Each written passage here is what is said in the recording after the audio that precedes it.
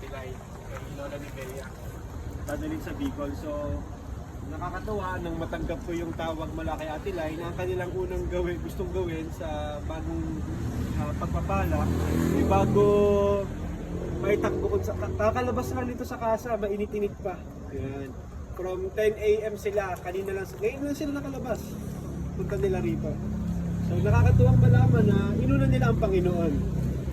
Kasi ang paghahandog ay isang paraan para i-remind tayo na itong mga bagay na katulad dito ay hindi talaga sa atin.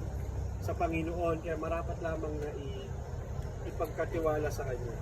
Bago ako manalangin ng paghahandog, basahin ko muna sa inyo ang isang passage sa Book of Psalms. This is from Psalm 127.